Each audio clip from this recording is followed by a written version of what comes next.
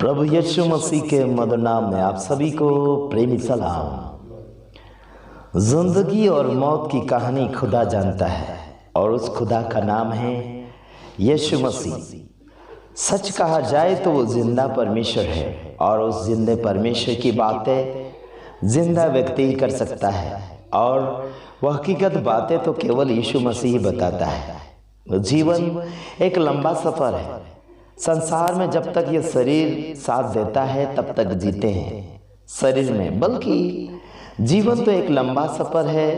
वो स्वर्ग तक पहुंचता है और स्वर्ग तक पहुंचाने के लिए मेरा खुदा जिंदा यीशु मसीह मदद करता है।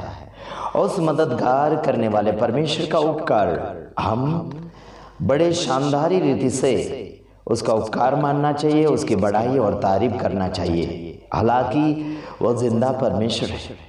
उसने आपके और मेरे लिए जीवन दिया, उसने आपके और मेरे लिए खून दिया और वो आपको जीने के लिए मौका प्रदान किया। साथ ही साथ जीना तो चाहिए। सबको जीने की आशाएं होती है, सबको जीने की ममताएं होती है, सबको अपने अपने जीवन को धार्मिकता की बातों के ऊपर ले जाना और धार्मिक बनाना बड़ा अच्छा लगता है, बल्कि लोगों को बहुत प्रॉब्लम सा हो रहा है। मैं इतना कहना चाहता हूं आपको कि मेरा यीशु आपका यीशु एक है, बल्कि यीशु मसीह को पहचानने में लोग देरी कर रहे हैं। और देरी करने का मतलब क्या है? आलसूपना, आलसपना, दूसरे का सिखाया और सीखा हुआ मानकर अपने आप की जिंदगी बर्बाद कर रहे हैं। हालांकि वचन से देखना चाहिए, वचन क्या कहता है, वचन क्या नहीं कहता है। उस वचन को मैचिंग करना चाहिए बाइबल को पढ़ते हुए। जैसे हम वचन बोलते हैं तो आपको क्या करना होगा? वचन बाइबल के अंदर से निकाल कर देखना होगा। जैसे मैं आपको बताता हूं, यशाया 53 यानी 53 का 5 और 6 में आप अगर देखना चाहे तो आपके और मेरे दुष्कर्मों के कारण उसके ऊपर कोड़े लगे, आपके और मेरे अपराधों को दूर उसने किया, आपको और मुझे शांति उसने दी। हाँ जी, वो सब कुछ उसने आपके और मेरे लिए दिया। आपके लिए मेरे लिए वो मौत के घाट उतर गया और वो जिंदा होकर भी बताया। और वो जिंदा परमेश्वर आज भी जिंदा है, वो हमेशा जिंदा रहेगा। तो उस परमेश्वर के विषय में हम मुर्दी बातें और मस्ती करने वाली बातें बिल्कुल नहीं कर सकते, क्योंकि वो प्रभु मस्ती नहीं है, वो प्रभु कवाली नहीं है, वो प्रभु एक दिखावटी प्रभु नहीं है यारो। मेरे कहने का मतलब यह है कि अपनी जिंदगी को बर्बाद मत करो। ये साल, वो साल, तीसरा साल, 5वां साल, कई साल ऐसे निकलते चले गए हैं जो अपनी जिंदगी बालवाड़ी के अंदर यानी कि आंगनवाड़ी के अंदर ही बिठा कर रखा गया है। कई बार लोग आपको रोकेंगे, वो चर्च में मत जाओ, वो चर्च में मत जाओ, वो आराधना में मत जाओ, उनकी संगति में मत जाओ। मेरे कहने का मतलब तो एक ही रहेगा कि आप संगति यीशु मसीह के साथ करें। और जो 10% के प्रचारक जो सच्चाई को प्रकट कर रहे हैं उनको आप देखिए, अगर उनमें अगर खामियां लगती है तो उन्हें भी आप छोड़ सकते हैं। हालांकि हम कईयों को छोड़ देते, क्यों छोड़ देते हैं? इसके कारण छोड़ते हैं कि वो कमियों को सुधारना नहीं चाहते हैं, या फिर बदलना नहीं चाहते हैं, या फिर अपने आप को परमेश्वर में लवलीन करना नहीं चाहते। शर्म आती है या फिर इन्हें तकलीफ होती है सच्चाई में जाने के लिए। सच्चाई में जाने के लिए तकलीफें तो होगी, लेकिन आगे जाकर बहुत ही अच्छा है मेरे यारों।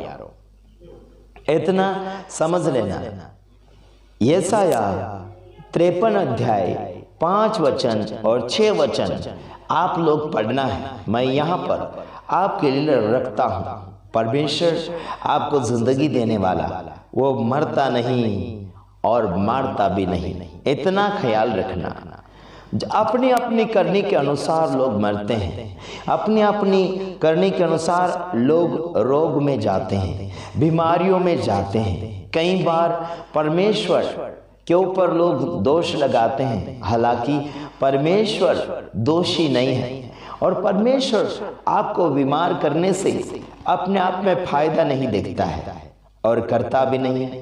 पहली बात तो यह है कि परमेश्वर आपसे प्यार करता है और प्यार के खातिर आपको चेक करेगा, आपको कई ऐसे अनुभव में डालेगा, लेकिन परमेश्वर आपको मौत के घाट नहीं उतारेगा। इतना याद रखना, संसार भर में सच्चाई के पीछे बहुत कम लोग जा रहे हैं, झूठ के पीछे हजारों और लाखों की गिनतियां की संख्या में है लोग, लेकिन सच्चाई में बहुत कम लोग हैं।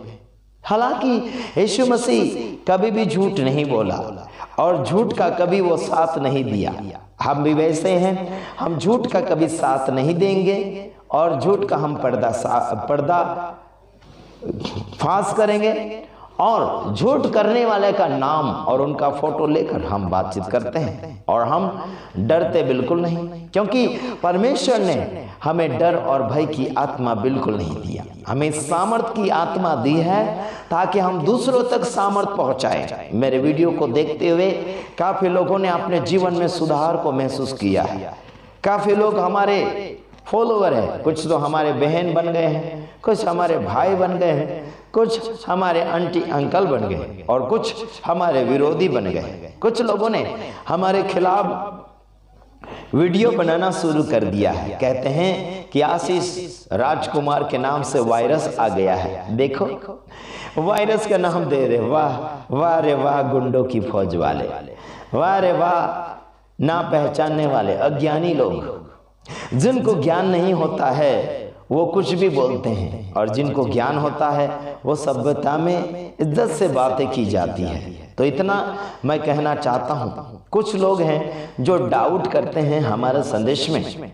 डाउट था, आपकी डाउट था क्लियर कौन करेगा? बाइबल के अंदर जाइए और आपकी डाउट था बाइबल से दूर करने के लिए कोशिश करें, और आपको अगर हिम्मत हो तो मुझे कॉल करें ताकि मैं आपके सवाल का जवाब दे सकूं। बल्कि कुछ लोगों को लगता है कि मेरा फोन नंबर बिल्कुल गलत है, ऐसे लग रहा है, तो मैं आप तक बातें कैसे पहुंचा रहा हूं? क्योंकि सिम के बिना वीडियो अपलोड नहीं होता, तो कैसे हो रहा है? हाँ जी, और कई हजारों लोग मुझसे बातचीत कर रहे हैं, यूट्यूब के ऊपर भी कमेंट के द्वारा और फोन के द्वारा बातचीत कर रहे हैं। जिन लोगों को डर लगता है वही लोग कहते हैं कि मेरा फोन नंबर काम नहीं दे रहा है। इतना याद रखो, मेरा फोन नंबर काम देगा। कई बार हो सकता है कवरेज से बाहर, या फिर मैं सिम बंद करके वीडियो अपलोड करता हूं या फिर वीडियो बनाता हूं, उस समय शायद आपका फोन नहीं लग सकता। तो इतना याद रखना यारो, यीशु मसीह हमेशा जिंदा है। क्या है? हमेशा जिंदा है। आने वाले कल यानी कि पुनरुत्थान की तैयारी कर रहे हैं लोग। यीशु मसीह कल जिंदा होने वाला है, ऐसा करके प्रचार करेंगे। यीशु मसीह कल जिंदा नहीं होगा, क्योंकि यीशु जिंदा हो चुका है। वो हमेशा का जिंदा परमेश्वर है।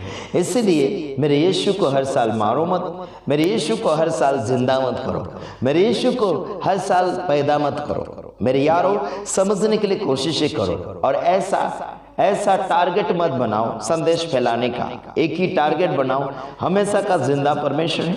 तो यीशु मसीह की सेवकाई करने के लिए कोई भी दिन का आपको सहारा लेने की जरूरत नहीं। Okay, God bless you. प्रभु आप सबको आशीष करें।